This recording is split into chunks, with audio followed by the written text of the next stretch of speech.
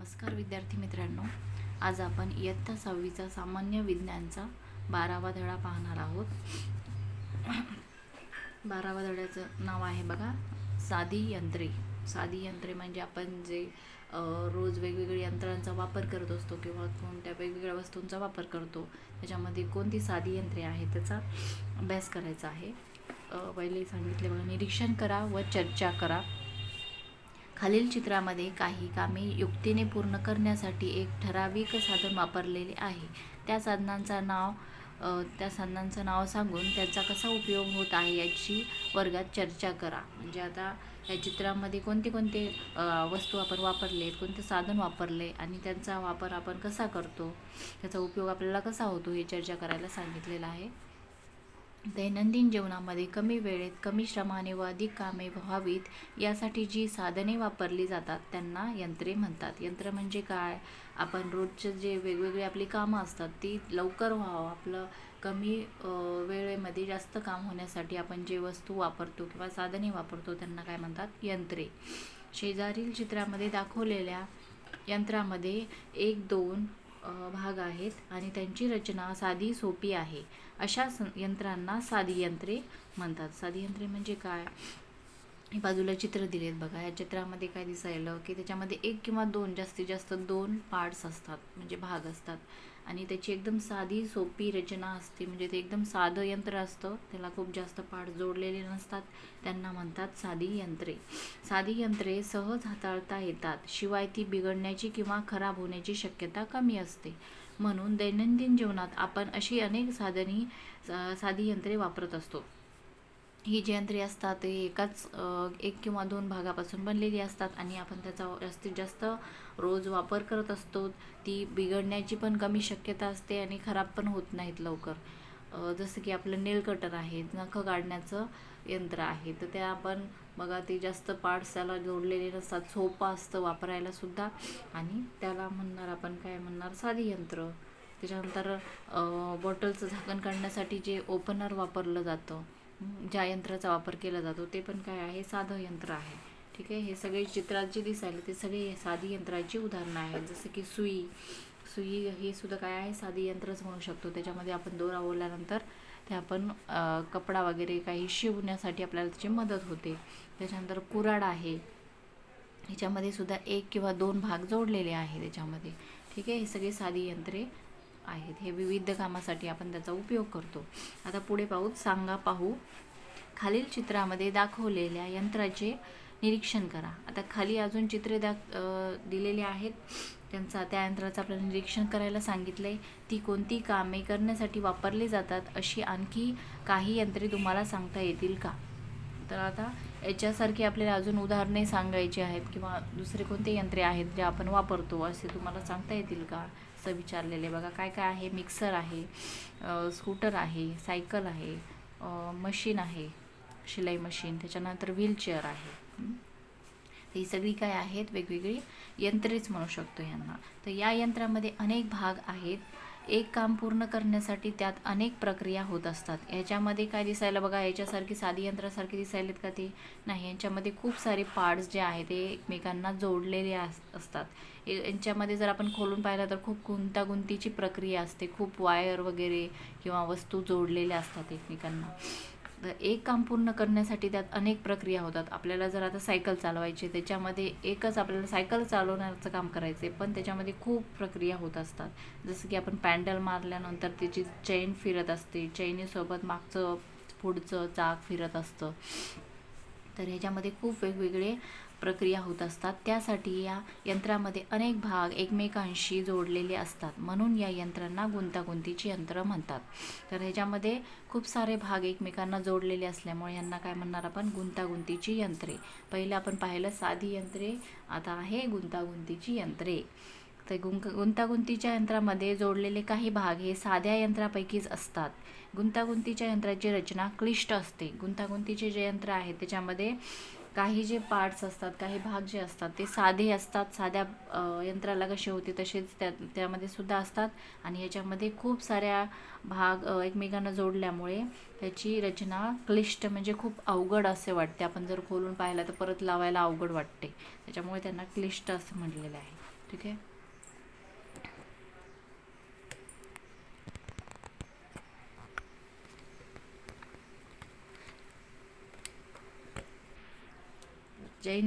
दैनंदिन जीवनामध्ये कामाच्या स्वरूपानुसार वेळ, श्रम यांचा विचार करून आपण त्या साधी तसेच गुंतागुंतीची यंत्रे वापरतो. म्हणजे आपल्याला आता एखाद्याला खूप फास्ट काम पाहिजे असतं, म्हणजे पटकन करायचं असतं, कुठे जायचं असतं, तर ते काय करतात, मिक्सरचा वापर करतो आपण. म्हणजे मसाले वगैरे वाटण्यासाठी किंवा कोणत्याही गोष्टी आपल्याला बनवायच्या असतील तर आपण मिक्सरचा वापर करतो, कारण आपल्याला पटकन ते मिक्सरमधून काढू शकतो. पहिलेचे लोक खलबत्त्याचा वापर करायचे, त्यामध्ये खूप वेळ लागायचा.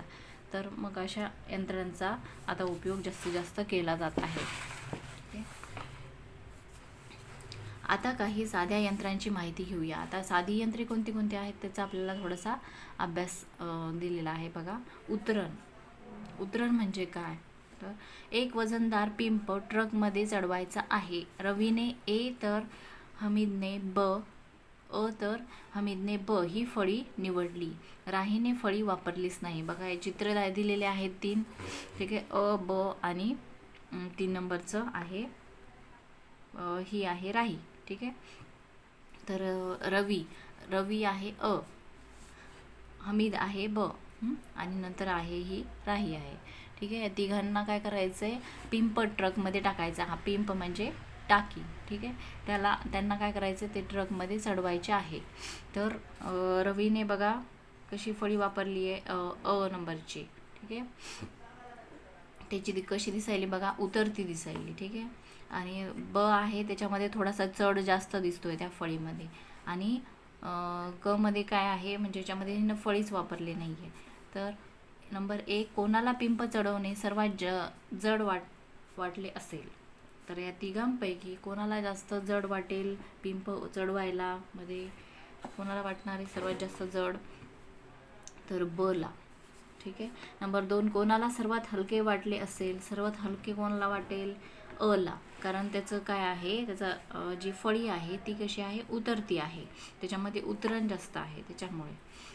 अ आणि ब या फळ्यांपैकी कोणाची लांबी अधिक आहे, कोणाचा चढाव अधिक आहे. अ आणि ब यांच्या फळ्यापैकी कोणाची लांबी अधिक आहे, तर अ ची लांबी अधिक आहे. आणि चढाव कोणाचा जास्त आहे, तर ब चा. ठीक आहे. यावरून काय समजतं, याच्यावरून काय समजायला, चढ जास्त असल्यामुळे काय व्हायला, त्याला ती जी पिंप आहे ती चढवण्यासाठी खूप अवघड वाटणार, कारण तो जास्त जड वाटणार. ठीक आहे. वजन उचलण्यासाठी तिरपी टेकवलेली फळी वापरली तर आपल्याला कमी वजन पेलावे लागते. आणि वजन चढवणे हलके वाटते. काय तर ह्याचं उतरण जास्त असल्यामुळे. तिरपी टेकवली आहे फळी आपण, आणि त्याची फळी लांब आहे थोडीशी, आणि त्याच्यामुळे काय झालं, त्याला वजन जास्त पेलावं लागत नाही आहे. वजन चढवणं त्याला हलकं वाटतं, आणि अशा फळीला काय म्हणतात, उतरण म्हणतात. ठीक आहे. उतरण म्हणजे काय, त्याला उतार जास्त आहे, ती तिरपी टेकवलेली आहे, आणि त्याला वजन कमी पेलावं लागते. ठीक आहे. आणि वजन चढवणं हलकं वाटतं त्याच्यामुळे. उतरणीचा चढाव जितका कमी तितकेच वजन कमी जाणवते, परंतु ती उतरण लांबीला जास्त असते. ठीक आहे. उतरणीचा चढाव जितका कमी तितके वजन कमी जाणवतं. ठीक आहे. म्हणजे जर चढाव जास्त नसला तर मग काय होतं, वजन कमी जाणवतं. पण ती जर उतरण लांबीला जास्त असते, उतरणीचा चढाव जितका जास्त तितकीच तिची लांबी कमी असते, परंतु आपल्याला अधिक वजन पेलावं लागतं.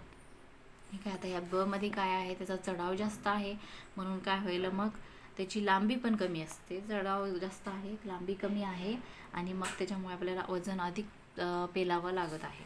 ठीक आहे. समजलं याच्यातला फरक. आता पुढचं दिले बघा, करून पाहूया.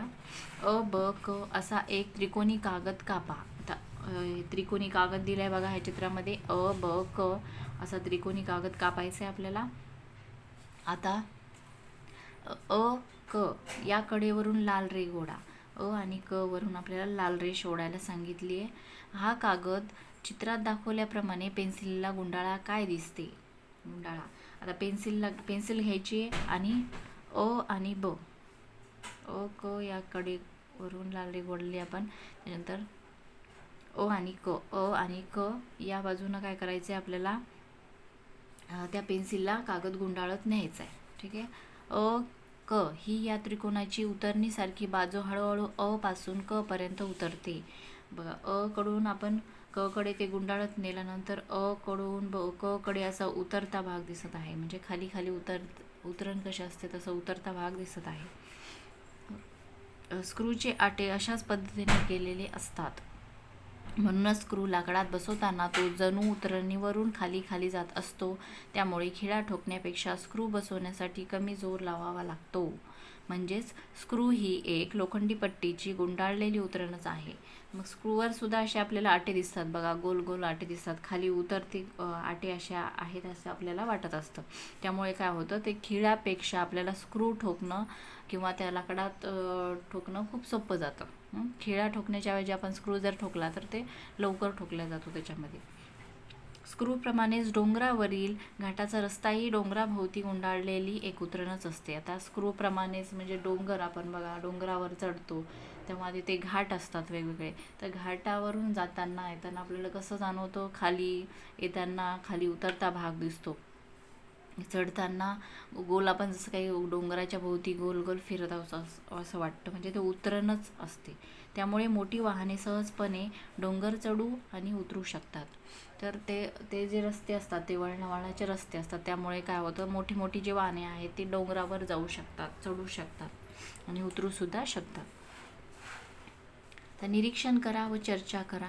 चित्रातील घाट रस्ता चढण्यासाठी पाऊलवाट व रस्ता असे 2 मार्ग उपलब्ध असतील तर या 2 मार्गांनी डोंगर माथ्यापर्यंत चढण्यासाठी लागणारा वेळ, ताकद आणि तुमची सोय यांची तुलना करा. तर त्यांनी चित्रात दाखवले बघा, घाट दाखवलेला आहे, घाट रस्ता.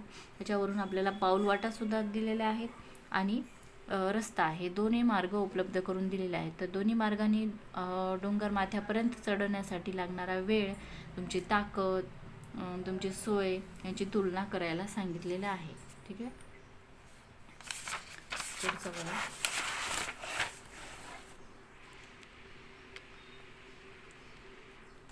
आता थोडीशी माहिती दिलेली आहे, असं होऊन गेलेलं आहे त्यांच्याबद्दल. ग्रीक वैज्ञानिक आर्किमिडीज यांनी शेजारील चित्रात दिसणाऱ्या यंत्राचा शोध लावला. हे जे यंत्र आहे पाणी काढण्याचं यंत्र आहे बघा, याचा शोध वैज्ञानिक आर्किमिडीज या शास्त्रज्ञाने लावलेला आहे. हा वैज्ञानिक जो होता तो ग्रीकचा होता. म्हणून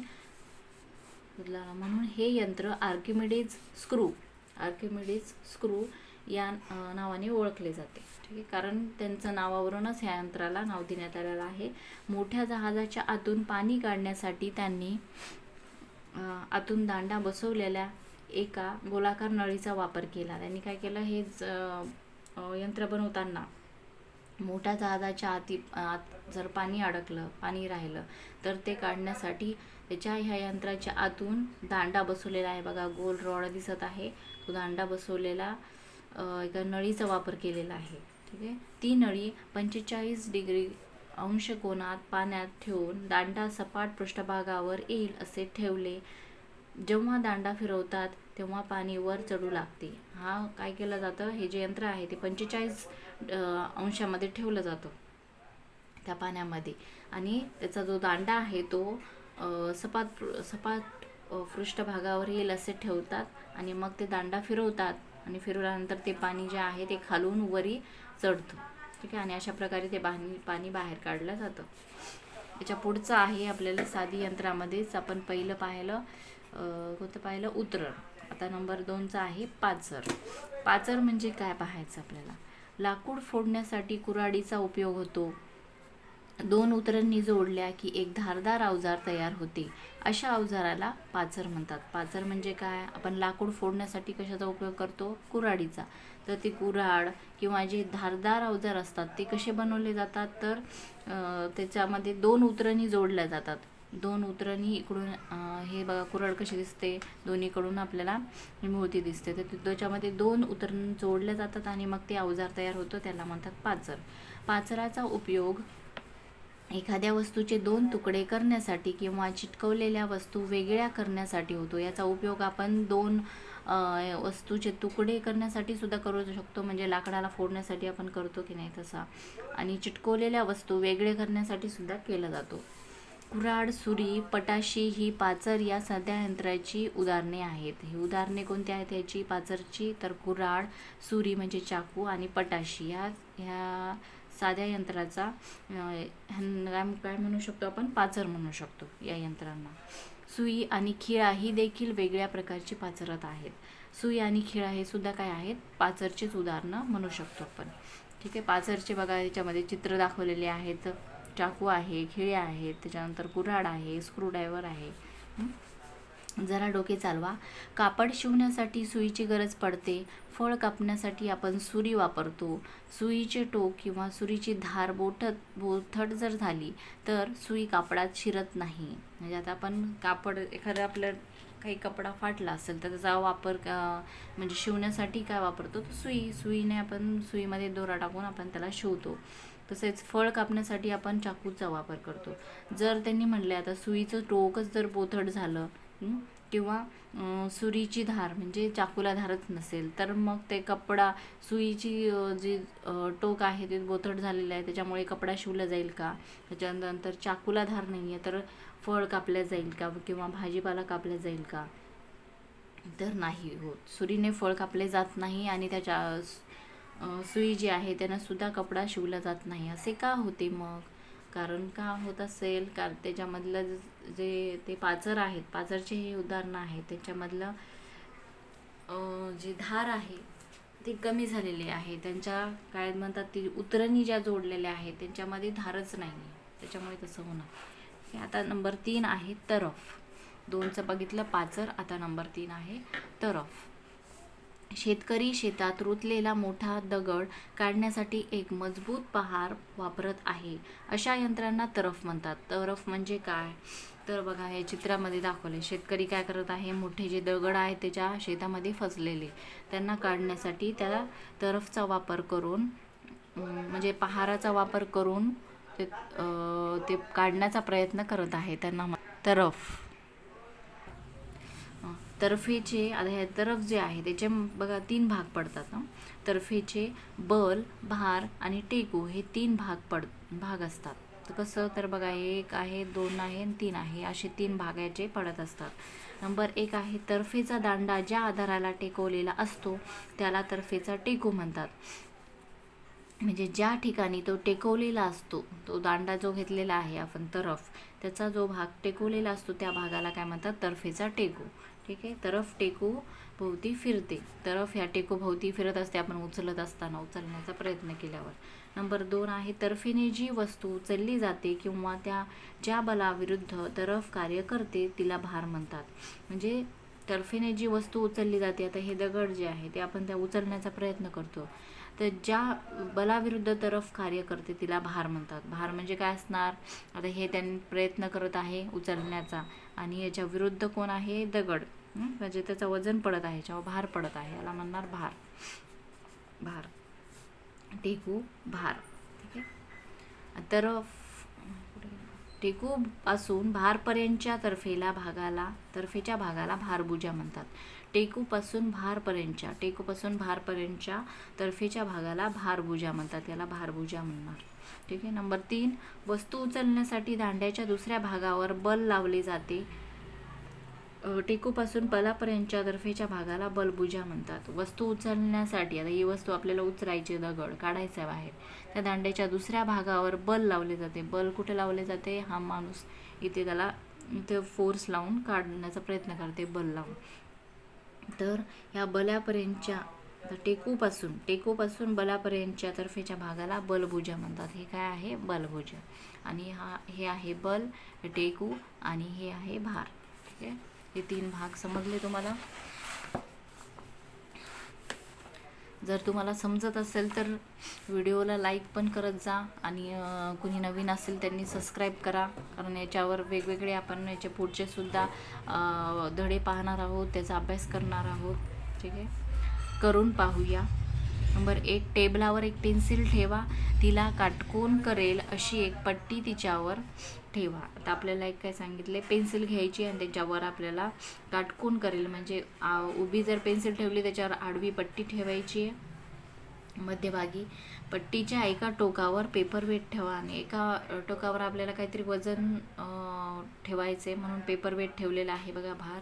दुसऱ्या टोकावर बोटाने दाब देऊन हा पेपर वेट उचला आणि दुसऱ्या साईडनं आपल्याला काय करायचं आहे, आपल्या बोटाने दाब द्यायचा आहे आणि ते पेपर वेट उचलण्याचा प्रयत्न करायचा आहे. या तर्फेचे भार, भुजा, बल, भुजा आणि टेकू कोणते आहेत हे सांगायचे. आता आपण आताच पाहिलं होतं तर्फेचं भार, बल आणि भुजा, टेकू. तर ह्याच्यामध्ये कोणते भाग आहेत ते सांगायचं आहे. भार कोणता आहे हे जे पेपर वेट ठेवलं आहे आपण ते. त्याच्यानंतर बल, हे फोर्स लावतो आहे आपण, बोटाने दाबतोय ते आहे बल. आणि टेकू कोणता आहे तर हे पेन्सिलला पट्टी पेन्सिलवर टेकवलेली आहे तो भाग आहे टेकू. ठीक आहे. आता खाली पहा. आता पेपर वेटपासून पेन्सिलचे अंतर प्रत्येक वेळी 4 सेंटीमीटरने वाढवत जा आणि प्रत्येक अंतरावरून पेपर वेट उचलला जातो का पहा. 4 सेंटीमीटरवरून ते पेपर वेट आपल्याला प्रत्येक वेळेस काय करायचे, वाढवत जायचे आणि त्या अंतरावरून आपल्याला पेपर वेट बोटाने दाबून पाहायचे ते उचलला जातो का हे पाहायचं. काय आढळते. भारभुजांच्या तुलनेत बलभुजा जसजशी लांब होत जाते तसतसे पेपर वेट उचलण्यासाठी कमी बल लावावे लागते. हा तर्फेचा पहिला प्रकार आहे. काय आहे तर ते आपण जसं 4 मीटर त्याचं अंतर वाढवतोय तसं काय होते, त्याचं पेपर वेट उचलण्यासाठी आपल्याला कमी बल लावावा लागतो. हा तर्फेचा पहिला प्रकार होय.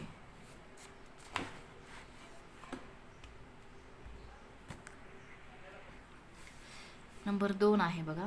सॉसच्या बाटलीचे झाकण काढताना आपण ओपनर कसे वापरतो हे चित्रात बघा व त्याप्रमाणे कृती करा. आता हे ओपनर आहे, त्यानं बॉटलचं झाकण काढण्याचा प्रयत्न करत आहोत आपण. तर ह्याच्यामध्ये सांगायचे याचे 3 भाग, भार, टेकू आणि बल कोणते आहेत. तर ओपनर झाकणावर टेकून घट्ट बसवलेले झाकण काढण्यासाठी आपण ओपनरच्या विरुद्ध टोकावर बल लावून ते वर ओढतो. काय करतो आपण, त्याचं जे ओपनर आहे त्याच्यावर ह्या झाकणावर ठेवणार आणि त्याचं काय होईल मग, हे इथला टेकवलेला भाग जो असतो तो असतो काय, टेकू. आणि त्याच्यावर आपण बल लावून ते ओढण्याचा प्रयत्न करणार, वरी काढणार. ठीक आहे. तेव्हा झाकणही वर ओढले जाते आणि त्याच्यावर आपण बल लावल्यानंतर ते झाकण काय होतं, वरी उचललं जातं. खालून जो टोक असतं त्याच्यामुळे ते वरी उचललं जातं. यावेळी ओपनर टेकू भोवती फिरतो. यावेळी भार व बल व टेकू कोणते असतात. तर ह्याच्यामध्ये बघा टेकू कुठे आहे, टेकवलेला भाग जो आहे तो टेकू आहे. भार कोणता आहे, त्याच्यावर आपण प्रेस म्हणजे बल देऊन काढण्याचा प्रयत्न करतोय, हा आहे त्याच्यावर भार. आणि त्याच्यानंतर बल म्हणजे आपला हातात जो भाग पकडलेला आहे तो असतो त्याचा बल. नंबर 3, आपण चिमट्याने एखादी वस्तू उचलतो. आता चिमटा दिलाय बघा, चिमट्यामधले सुद्धा आपल्याला हे भाग सांगायचे आहेत. तर चिमट्याच्या 2 भुजांच्या टोकाला वजन म्हणजेच भार असतो. चिमट्याच्या दोन्ही साईडला काय असतं, भार असतो. कारण आपण दोन्हीकडून काय करणार, त्याला प्रेस करणार, दाबणार. 2 भुजांच्या मधल्या भागावर आपण बल लावतो, म्हणजे बल हे तर्फेच्या मध्यभागावर लावले जाते आणि टेकू व भार हे तर्फेच्या 2 टोकावर असतात. ह्याच्यामध्ये काय आहे, टेकू ह्या साईडला आहे कारण आपण तिथं ते टेकवलेलं आहे. आणि भार कुठं असणार आहे, ज्या ठिकाणी आपण ती वस्तू ठेवलेली आहे, एखादं काही आपल्याला फोडायचं आहे त्या चिमट्यामध्ये आपण ठेवलं आहे आणि त्याला फोडणार, तर त्याच्यामध्ये हे कोणतं आहे, भार आहे. ठीक आहे. बल, टेकू, भार यांच्या स्थानावर तर्फेचे 3 प्रकार पडतात. आता ह्या तर्फेचे 3 प्रकार आहेत, बल, टेकू आणि भार. हे वेगवेगळ्या प्रत्येक वेळेस बघा वेगवेगळ्या ठिकाणी आलेले आहे, त्याच्यावरून त्याचे 3 प्रकार आहेत. हे आपण पुढच्या भागामध्ये पाहू. तर तुम्हाला व्हिडिओ आवडला असेल तर नक्कीच लाईक करा आणि चॅनलला सबस्क्राईब करा. धन्यवाद.